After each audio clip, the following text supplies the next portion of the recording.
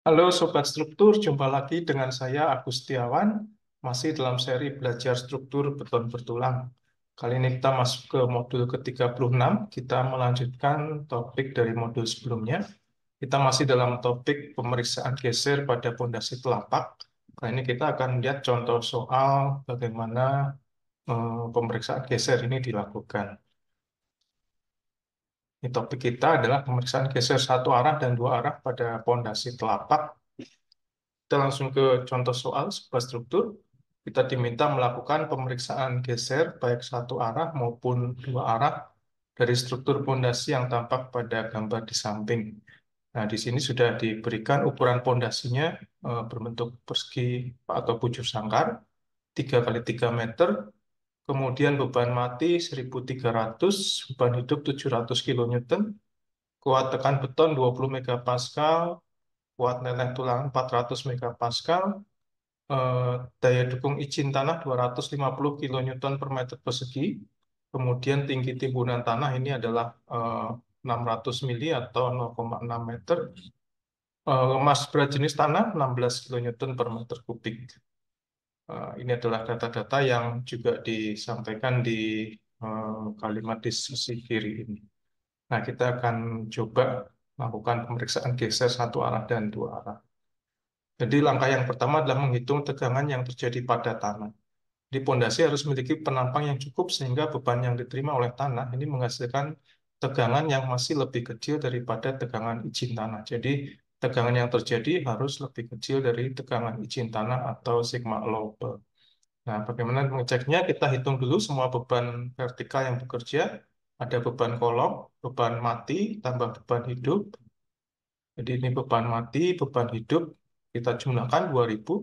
Kemudian berat telapak pondasi sendiri, ukuran pondasinya 3 meter dikali 3 meter, ketebalannya 0,6 meter, sehingga di sini kita kalikan dengan berat jenis beton. Jadi di sini berat jenis beton itu 24 kilonewton per meter kubik. Kita kalikan, kita dapatkan 129,6. Kemudian jangan lupa kita ada berat timbunan tanah, yaitu berat timbunan tanah ini adalah setebal ini, sobat struktur. Jadi kita harus hitung massa tanah yang ada di sini dan di sini. Jadi caranya dan bagaimana kita hitung luas plat pondasinya 3 kali 3, kemudian dikurangi dengan ukuran luas kolom. Jadi bagian ini yang kita hitung sebetulnya. Luas bagian yang terarsir ini kita hitung. Kemudian kita kalikan dengan 0,6 ini adalah tinggi timbunan. Jadi ini kita kalikan dengan tinggi timbunannya yang ini 0,6 ini adalah tinggi timbunan. Kita kalikan dengan massa jenis tanah 16, kita dapatkan 82,9. Sehingga total beban pada tanah ini adalah 2.212,54 kilonewton. Nah, sehingga berdasarkan hubungan antara tegangan, gaya, dan luas penantang, maka kita dapatkan tegangan pada tanah, yaitu beban total pada tanah dikali dengan ukuran ataupun luas telapak pondasi kita. Kita dapatkan 245,83, ternyata ini sudah lebih kecil dari sigma izin kita. Tadi adalah 250 kilonewton per meter persegi. Jadi secara pemeriksaan tegangan izin sudah oke. Kemudian kita akan memperhitungkan pengaruh geser satu arah dan dua arah atau juga disebut geser pons. Kita hitung terlebih dulu besarnya tinggi efektif per rata. Jadi karena biasanya tulangan fondasi itu kita berikan dalam dua arah ya, sobat struktur. Arah pendek dan arah panjang kita berikan tulangan sehingga kalau kita potong di sini, maka terlihat seperti gambar yang sebelah kiri, begitu ya. Nah, tinggi efektif dihitung hingga eh, perbatasan antara tulangan arah memanjang dan arah memendek atau sekian, ya D. Nah, dari mana kita hitungnya dari rata tebal fondasi tadi kita ambil dugaan awalnya 600 milimeter dikurangi selimut telapak, biasanya diambil 75 sampai 100 milimeter, kemudian dikurangi satu diameter tulang, jadi sampai dengan titik ini. Nah, sehingga kita misalkan ambil diameter tulang 19, kita dapatkan di ratanya 506. Nah, kemudian kita hitung tegangan tanah ultimate-nya, yaitu dengan cara P ultimate dibagi dengan luas telapak. Jadi P ultimate-nya kita kalikan dengan koefisien beban 1,2 kali beban mati ditambah 1,6 beban hidup dibagi dengan luas telapak 3 kali 3 meter persegi. Kita dapatkan P ultimate-nya 297,78. Jadi ini bukan yang dipakai untuk mengecek ini ya superstrukturnya. Waktu mengecek sigma izin ini adalah kondisi tanpa faktor pengali beban. Nah, karena kita sudah mendapatkan tadi di ratanya 506, ya, di sini ditulis kembali. Tekanan ultimate tadi juga sudah, sebetulnya ini sudah di slide sebelumnya ya, jadi terduplikasi di sini, ini kita sudah lewati. Nah, kemudian kita cek geser satu arah. Tempat letak geser satu arah adalah sejarak D dari muka kolom. Jadi kita ambil daerah berarsir sejarak D dari muka kolom, sehingga kalau ini adalah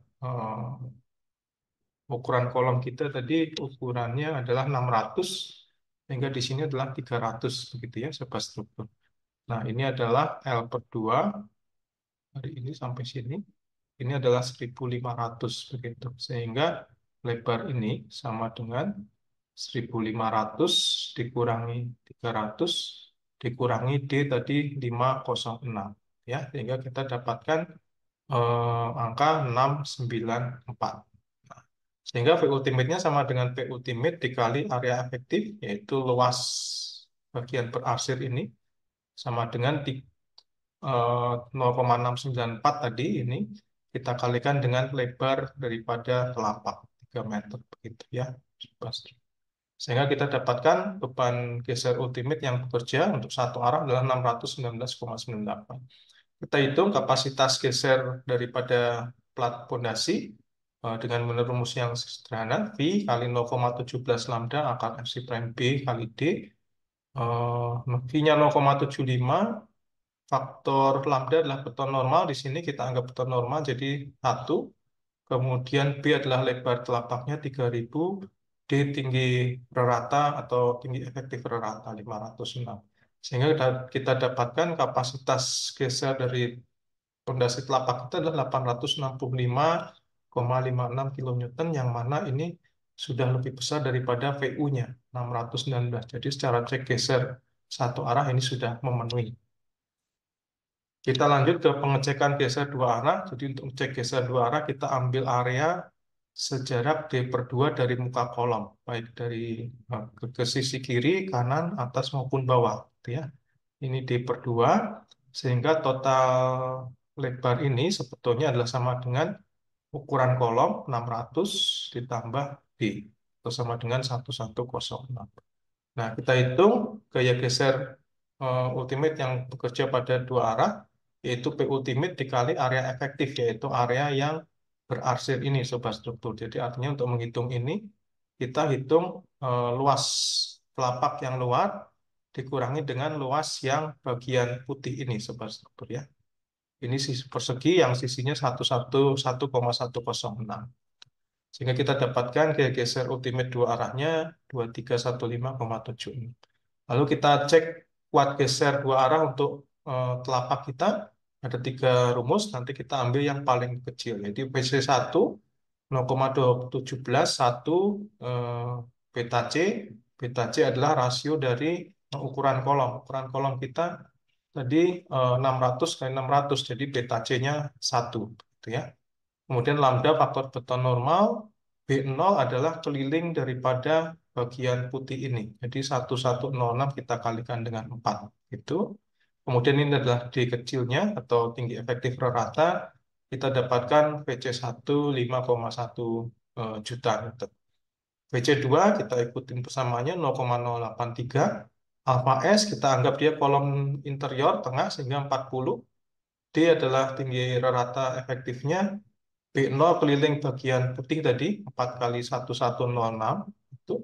Kemudian angka 2 lambda 1 B0 sama kemudian ini D. Kita dapatkan VC2 5,4 juta Newton.